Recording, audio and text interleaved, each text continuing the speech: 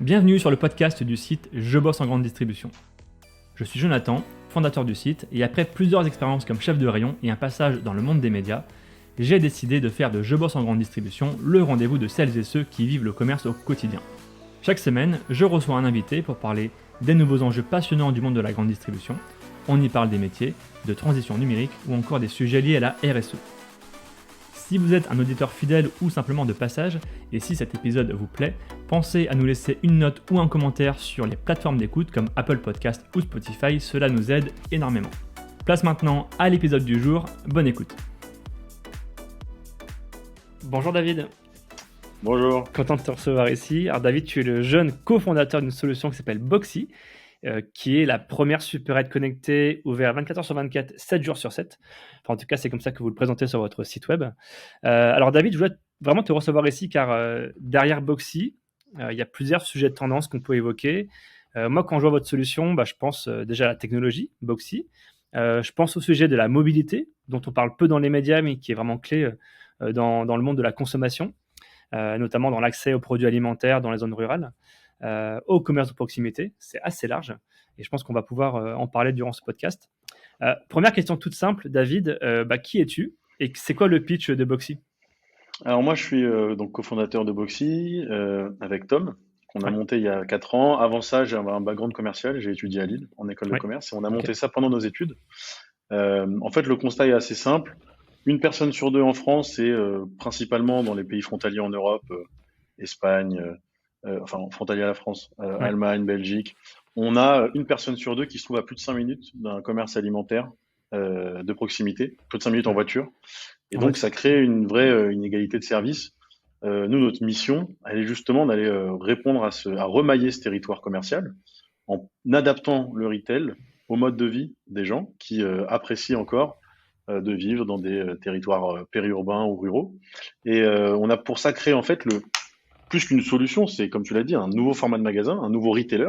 Nous, Ouais, c'est comme ça qu'on aime bien le définir aussi, ouais, qui est en fait le premier réseau de points de vente de proximité, de magasins autonomes. Il y a trois grosses particularités. C'est son format, container, c'est un conteneur maritime qui est recyclé, qu'on aménage en supérette, qui a besoin de 15 mètres carrés au sol, un peu d'aménagement si nécessaire, ouais, et une prise électrique. Une fois qu'on a ça, ce magasin-là est mobile et transportable et donc installable sur n'importe quelle zone de chalandise. On a des magasins sur des parkings, on a des magasins sur des zones industrielles, on a des magasins carrément dans des friches. Ça, c'est super important pour comprendre. ouais, Justement, tu parlais de mobilité. On a rendu l'infrastructure mobile pour l'approcher de les zones de vie des gens plutôt que la contrainte de mobilité des autres populations à atteindre les points de vente. La deuxième particularité, c'est une technologie autonome. Donc, globalement, parcours client en 3 étapes. On télécharge l'application, on crée son compte, donc nom, prénom, mail, ouais, carte bleue. ouais, On scanne il y a un petit QR code dans la page d'accueil du smartphone. On le scanne à l'entrée du point de vente qui est fermé. Ça fait une préautorisation sur la carte bleue. ok, On peut rentrer dans le magasin, on range son téléphone dans sa poche et là, expérience libre-service, type supérette. Je prends les produits, je les repose, je m'en vais, je suis débité automatiquement. Et donc, ce qui s'est passé, c'est qu'on a des algorithmes de reconnaissance d'image dans des locaux, dans des ok, serveurs hébergés ouais, en local dans les magasins, ouais, et une technologie de capteur sur les points de vente. Et la combinaison des deux nous permet de faire des paniers virtuels et ensuite de ok, débiter le client lorsqu'il s'en va. Et la troisième particularité, c'est l'offre. 250 références alimentaires, orientées autour du plaisir et de la gourmandise et de l'impulse, parce que c'est aussi ça, un petit magasin de proximité, ça fait plaisir. ouais, Quand on voit les 7-Eleven qui s'amusent énormément à innover sur des propres produits, ouais, et évidemment sur le dépannage. Donc on a de l'épicerie, sucré et salé, des boissons, des produits frais et un ouais, peu d'hygiène d'entretien, et un positionnement prix qu'on veut être le plus maîtrisé possible, loin de ce que peut être une épicerie traditionnelle de centre-ville où tout est 2 fois plus cher. Et donc voilà un peu le pitch de Boxy, quoi. ça me fait penser un peu à Amazon Go. Alors Euh, Amazon Go, sur la technologie et le parcours client, c'est extrêmement similaire. Donc ouais, technologie de reconnaissance d'image, capteur sur les rayons. La vraie distinction qu'on a avec Amazon Go, elle est sur la vision.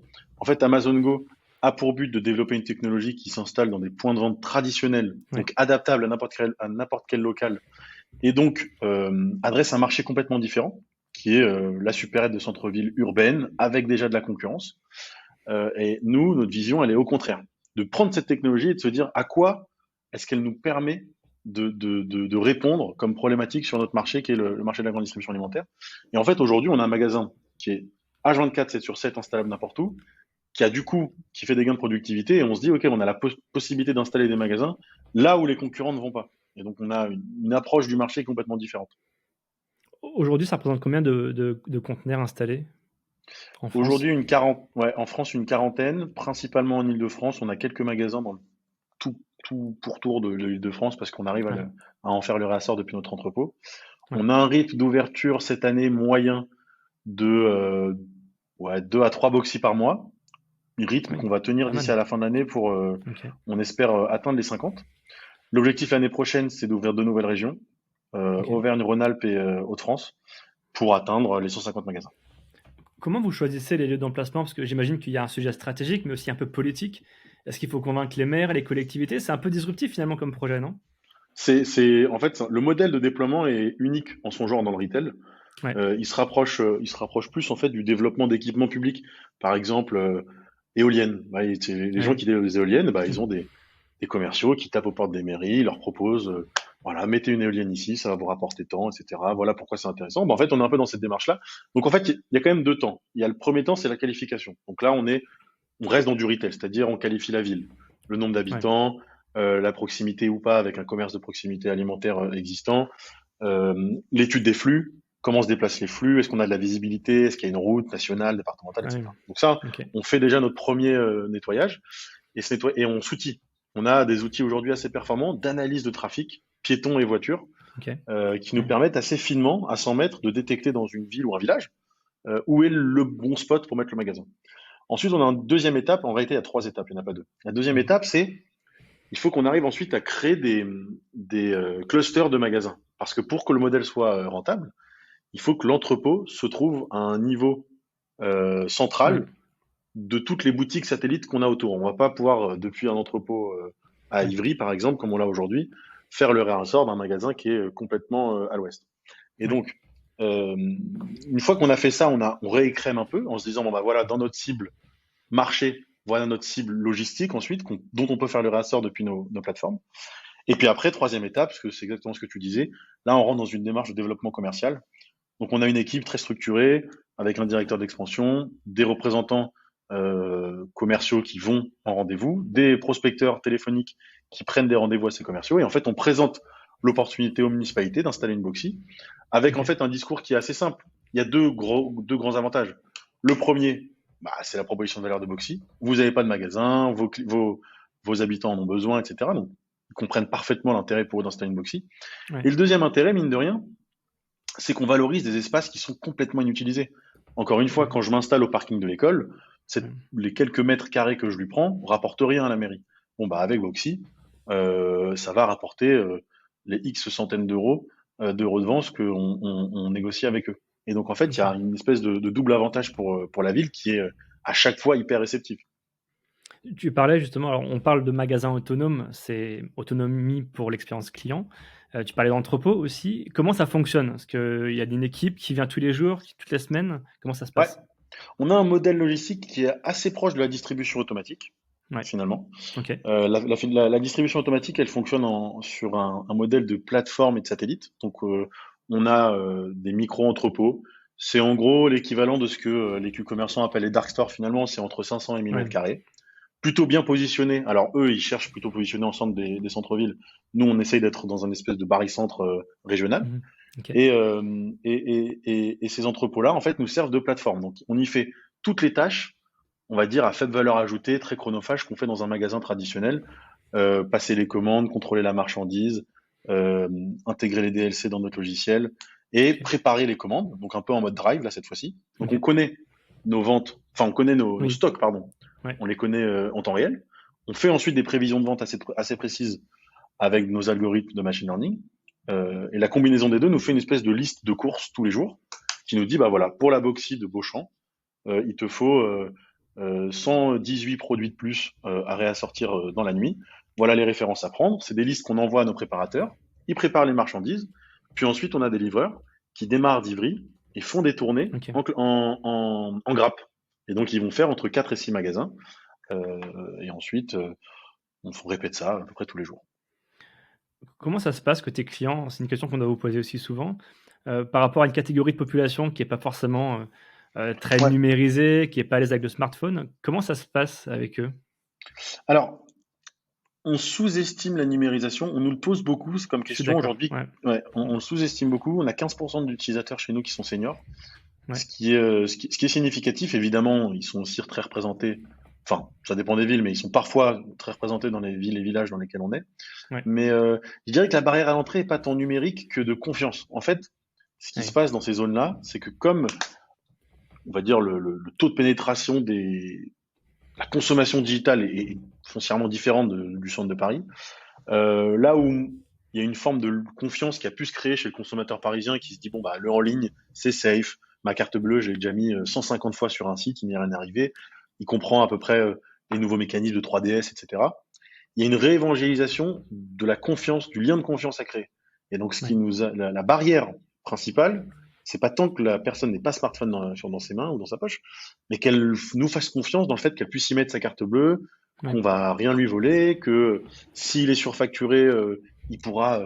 Nous, on a l'habitude, par exemple, l'expérience Amazon, je dis je l'ai pas reçu, je suis remboursé demain. Donc en fait, on n'a plus trop peur de ces choses-là. Là, il faudrait expliquer que ouais, si jamais il y a une bouteille d'eau en trop dans ton panier, regarde, il y a un support, tu diras elle est en trop, on va te l'enlever facilement. Et donc voilà je dirais le challenge qu'on doit relever en s'installant dans des zones moins digitalisées.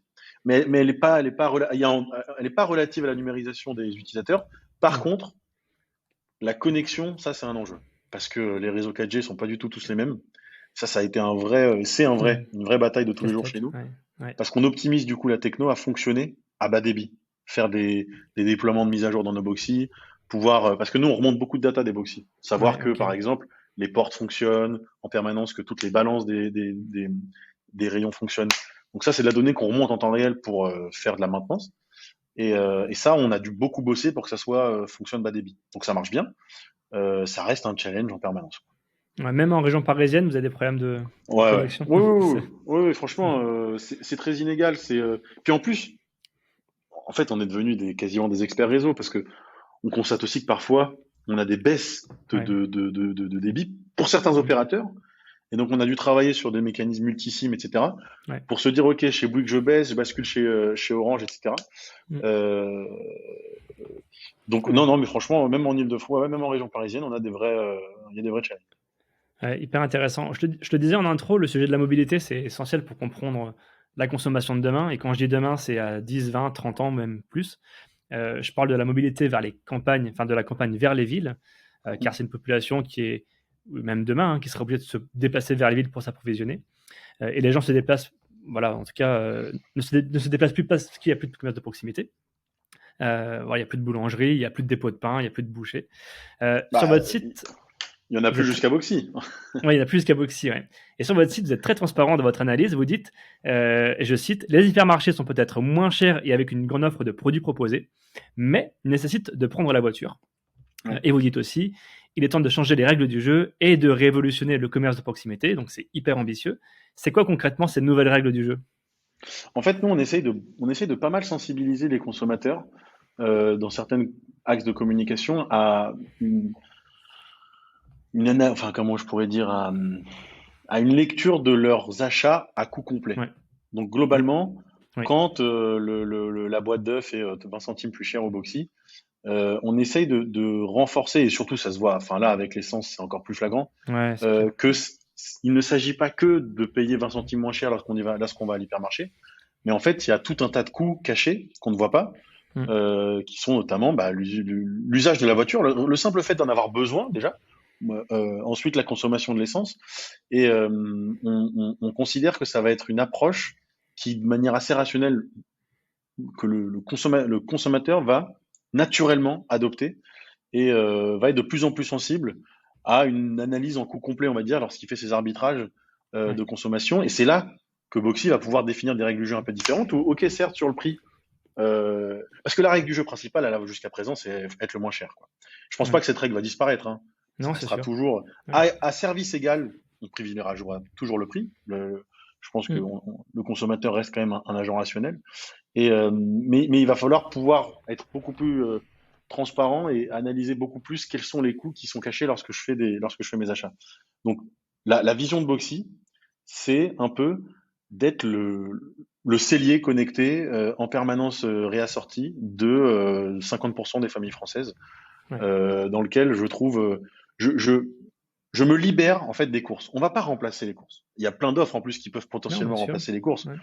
Je pourrais citer Picnic, on peut citer même les gros retailers qui commencent à de plus en plus investir dans la livraison Moi, je crois beaucoup au J+1, mine de rien, qui est le truc dont on parle le moins, enfin, dont on parle plus trop, qui était à la mode il y a 5-10 ans, mais qui restera le canal de distribution principal de transformation du gros panier de courses. Ça, c'est certain. Mais il va falloir se libérer de certaines contraintes qui sont les faire toujours à la même, euh, le même jour de la semaine, à la même heure, s'assurer que j'en ai assez pour le mercredi soir. Mm. En fait, c'est ce genre En fait, c'est un petit peu comme avec Netflix. Si j'étais fan de films et que je savais que j'aimais consommer du contenu toute la semaine, il Mm. fallait que j'aille à mon loueur de DVD, j'en prenais assez pour faire ma semaine, je lui rendais le dimanche. Et s'il m'en manquait un, si j'avais pris que 2 films et que j'avais envie d'en voir un troisième jour de la semaine, bah, Netflix a résolu un peu ce problème. Je suis un peu, comme il dit le boss de Netflix, c'est que la TV, pour lui, c'est la mort de la télé linéaire, quoi. Ouais. Il se dit Netflix, au moins, les gens la consomment comme ils le veulent. C'est un peu pareil avec Boxy. On veut être un peu ce lien, enfin, cette manière de se libérer des contraintes des courses alimentaires. Il y a un parallèle en fait, Netflix a remplacé un peu les cinémas. Demain, alors peut-être Boxy et d'autres acteurs que tu as cités, vont remplacer, le format hypermarché, qui Ouais, est un format qui est un petit peu en difficulté. Voilà, il y a de la place demain pour un nouveau mode de consommation. Ça sera peut-être Boxy, tu parlais de Picnic, on peut citer des HelloFresh, des Frischti, tout ce qui est livraison, quick commerce et cetera. Il y a un grand renouvellement, il faut presque remettre un peu les cartes sur table et recommencer de zéro, quoi. C'est ça qui est ouais, non, intéressant. c'est hyper intéressant. Et alors, tu vois, le parallèle, il est intéressant. Netflix a quand même été, pour l'instant, un contributeur net. C'est-à-dire que tu vois, Waze, Ouais, ça a vraiment remplacé tu sais, il y avait des bureaux où tu les appelais pour te dire, comment je fais pour aller ouais, dans telle adresse, et eux te ouais, c'est vrai. guidaient. Là, Ouais, on est sur un remplacement, tu vois.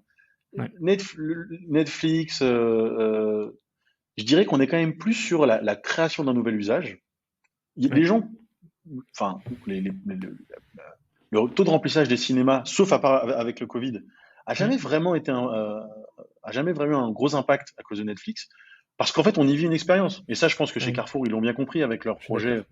Mmh, mmh, de Carrefour réinventé, mmh, avec beaucoup de produits frais, d'animation, vivre une expérience, etc. On y met ouais, des spécialistes. Donc, je pense que par contre, comme tu le dis, il y a la taille de marché est en train de grossir via des nouveaux usages. Forcément, on se bataille tous la même part d'estomac.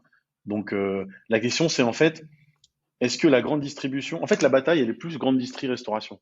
Elle est là la grande convergence. C'est c'est vrai. Mmh, quelle part d'estomac Boxy, d'abord, prend certes un petit peu à l'hyper et au super dans lequel les gens allaient, mais ils continueront d'y aller quand il y aura Boxy. ouais, Mais la question, c'est quelle part est-ce qu'elle a pris aussi au fait de prendre sa voiture tel soir pour aller se faire des sushis, finalement j'en ai plus besoin, ou bien d'aller à un magasin pour aller m'acheter tel ou tel ingrédient et me faire à manger. Donc ce qui est intéressant à analyser, j'irai encore plus loin que ce que tu dis, c'est pas tant de rebattre les cartes dans un,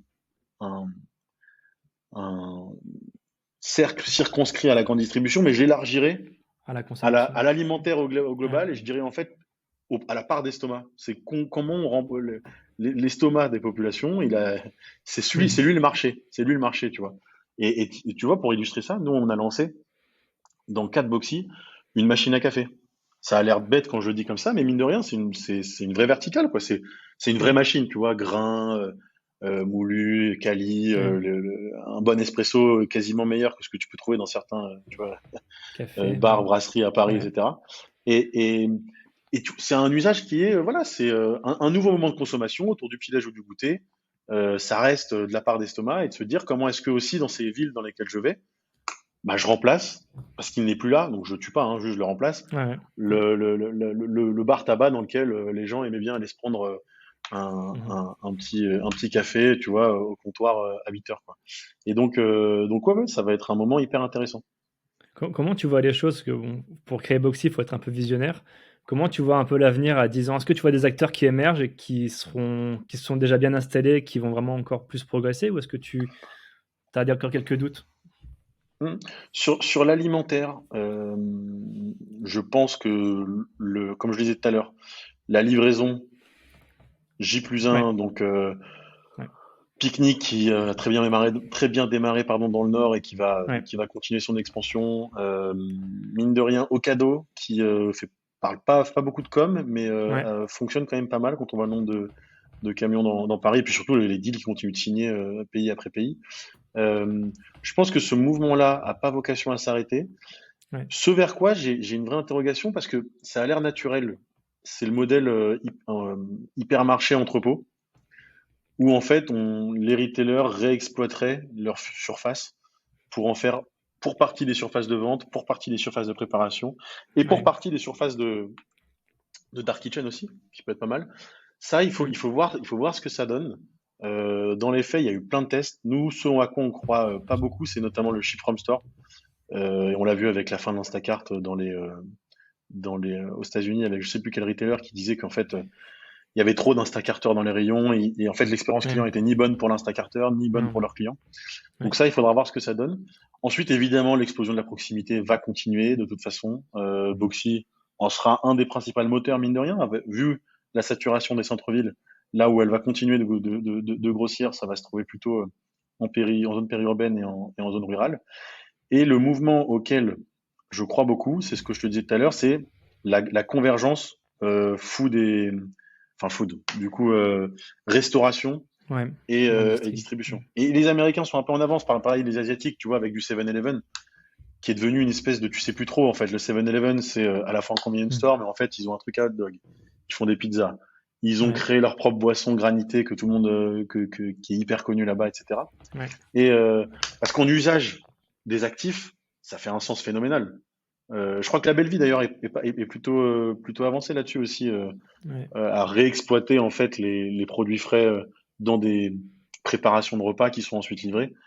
Le cercle est vertueux, je trouve que ça fait énormément de sens. Et encore une fois, on se dispute les mêmes parts d'estomac. Donc il y aura forcément quelque chose qui va se passer là-dedans. Un autre exemple, c'est Getir. C'est bête, mais ouais. Getir qui est Mmh. beaucoup décrié parce qu'en Europe, certes, leur modèle fonctionne pas. En Turquie, ils fonctionnent bien parce qu'ils sont numéro un, méga ultra leader. Et en Ouais, fait, en plus de te livrer les courses, ils font maintenant, quand tu te mets en Turquie sur l'app, tu peux voir un peu les trucs différents. Et là, laisse tomber, c'est pizza, hot dog. T'as l'impression que c'est Uber Eats, quoi. Et ouais, c'est logique. Et puis Uber Eats et Deliveroo, eux, c'est l'autre sens. Ils ont commencé beaucoup food restauration. Et là, maintenant, toute leur com, elle tourne autour des courses, quoi. C'est incroyable ouais, l'investissement qu'ils mettent en ce moment sur le grosserie. Et donc, je pense que cette convergence-là va continuer, va se massifier. Et, ouais. euh, et puis voilà, quoi. Mais les modèles que tu cites, finalement, c'est vraiment dans les zones urbaines. Là où finalement Les, Boxy est plus sur la zone rurale. Ouais, Boxy est plus sur la zone rurale, mais je pense quand même que voilà, dans mes grosses convictions, la croissance de la proximité va grossir. À cons ouais. Et aussi, l'automatisation, ça c'est un énorme créneau, hein. En fait, on n'en parle pas trop dans la French Tech et tout, parce qu'il n'y a pas de start-up sexy qui lèvent des fonds et qui disent qu'ils ont fait des trucs de fou, mais il y a plein de petites PME. Aujourd'hui, en France, il y a plus de 2000 distributeurs de pizza, par exemple. 2000, c'est un Ouais, maillage qui est astronomique en réalité. c'est énorme. Baguette aussi, ouais, ouais. Pain baguette, c'est 10 000. Ah, c'est C'est 10 000. colossal. Ouais, Tu vois, pardon, en Allemagne, en Pologne, on a un Zapka, qui est le 7-Eleven local, ouais, qui développe un concept concurrent de Boxy qui s'appelle Zapka Nano, en partenariat avec un acteur tu vois, qui développe juste la techno. Et ben eux, ils innovent en permanence sur de nouveaux services. Donc là, ce qu'ils ont lancé il y a pas longtemps, c'est le hot dog. Donc en fait, tu rentres dans le Zapka Nano, et t'as un hot dog, enfin tu le payes, et t'as une machine qui te fait ton hot dog automatisé. Et ça c'est, tu vois, nous on fait le café par exemple. Moi mon rêve c'est que demain, autour de Boxy, mmh dans tous les villages de France où on est, bon bah en fait les mecs ils ont leur pizza, leur café, leur hot dog, leur beignet, leur mh. croissant, leur pain, leur épicerie, Ouais, et qu'on recrée une vraie zone d'activité quoi. Euh, donc voilà un peu mes vues sur le marché. Ouais et la grande distribution évidemment, faut pas l'oublier, il y a des gros acteurs, Ah non, forcément les non. Leclerc, Carrefour. Eux se sont arrêtés un peu à la livraison à domicile aujourd'hui, qui est en train aussi de se déployer. Il y a des projets aussi secrets, je crois, d'alimenter les zones rurales. Bon, c'est un peu compliqué aussi à mettre en place, mais il faut pas les oublier non plus. Je pense que Non, non, non, Carrefour, non. Leclerc, ils ont une force de frappe aussi très importante, quoi. Je suis Vous d'accord avec discutez toi. avec eux? Alors déjà, pour te dire, je suis d'accord, je suis vraiment d'accord avec toi. Je pense notamment à une enseigne comme Leclerc, qui est, euh, Mmh, qui est ultra performante. Franchement, je suis admiratif des modèles indépendants. ouais. Parce qu'ils arrivent enfin, la qualité d'exécution qu'ils font, c'est assez impressionnant. Et donc, on a bien sûr régulièrement des échanges. Alors, principalement pour pouvoir fournir la technologie de Boxy ou alors le concept en tant que tel à l'enseigne pour qu'elle puisse l'ouvrir sous sa marque. Voilà Ouais, en principalement le marque genre de blanche, ouais, discussion qu'on a. ouais, ouais. On a eu un peu de discussion sur les appros. Donc aujourd'hui, on a un circuit d'approvisionnement qui est de qualité. On a des prix intéressants, qui vaut ce qu'il vaut avec le chiffre d'affaires qu'on a aujourd'hui. Lorsque demain on fera x3, x10, on aura forcément à un moment donné à discuter de manière plus sérieuse avec Ouais. des retailers d'un point de vue achat. En tout cas, voilà, ça se cantonne à ce genre de discussion, c'est soit pour du B2B, soit pour des achats. Ouais, parce que dans un idéal, finalement, on pourrait installer Boxy un peu partout en France et ce serait alimenté eux-mêmes directement par les magasins, quoi. Bah C'est une alors, vision? c'est une vision qui est possible. En Chine, par exemple, Auchan Minute, il y a 5 ans, a essayé de faire ça. Ouais, En fait, si on veut être customer centric et qu'on veut mettre le client au centre, ouais, alors se baser sur un stock qui n'est pas reliable, c'est déjà faire une entorse à ah sa ouais, conviction. Bah, ouais. le stock en linéaire, en vrai de vrai, tu le connais pas. Faut se dire ce qui est, à moins de l'équiper en mode Boxy, tu le Non, connais c'est pas vrai. parfaitement. Toi, Non, si tu joues ton expérience client, ouais, parfois à la ref. Nous, on a certains produits dont on fait le réassort de une référence parce que notre algo nous dit qu'il vaut mieux en rajouter une ah ce oui, jour-là. Si on veut assurer la bonne disponibilité pour nos clients, limiter la démarque, etc., alors on croit quand même beaucoup plus fort dans le micro-entrepôt dédié. Et d'ailleurs, Leclerc s'y est pas trompé, les meilleurs drives sont les drives déportés. Leclerc fait bah, déjà, complètement, ouais. ça fait longtemps Ouais. que, parce qu'il y a 10 ans, je crois que la majeure partie des drives étaient encore des drives de stock de store picking. Et depuis Oui, 10 ans, le mouvement est massif, c'est de créer des stocks déportés et ouais. dédiés au drive. Donc, mais bon, le retailer, il a d'autres avantages potentiellement à déployer Boxy. Il a des plateformes logistiques, il a des bons Mmh. prix, il a des volumes, etc. Donc, ce serait potentiellement, oui, pour eux intéressant. Nous, ce qu'on croit, c'est que c'est pas tant une question de distribution à l'ancienne que de maîtrise de la donnée. Nous, la donnée chez nous est en silo, fermé. La donnée client, c'est notre app. La donnée produit, c'est notre back-office. La Ouais. donnée de transaction passe par nos systèmes. La promotion, le pricing.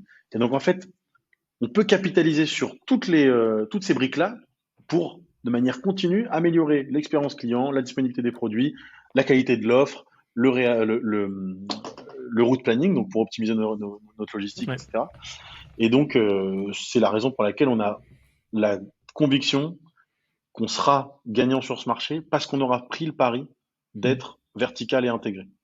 Voilà. C'est hyper ambitieux.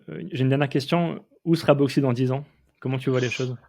Bah, écoute, nous, ce qu'on aime bien dire souvent, c'est qu'on sera le 7-Eleven 2.0. Donc, Ouais. dans 10 ans, je peux te dire qu'on aura au moins entre 5 et 6 pays en Europe, si ce n'est plus. Ah oui. Ouais, Euh, Si on a entre 5 et 10 000 magasins, ça pourrait être ouais, on commence à avoir des rythmes intéressants. En fait, si tu veux, dans 10 ans, Boxy doit être associé dans la tête du consommateur à Starbucks, Domino's Pizza, ouais, 7-Eleven. En fait, ouais, tu vois, c'est ce genre de concept très fort ouais, à offre restreinte. Hein, Domino's, bon, bah, il y a 15 pizzas. Starbucks, en final, il y a une quinzaine de produits. Et en fait, la majeure partie des gens en prennent 3 ou 4.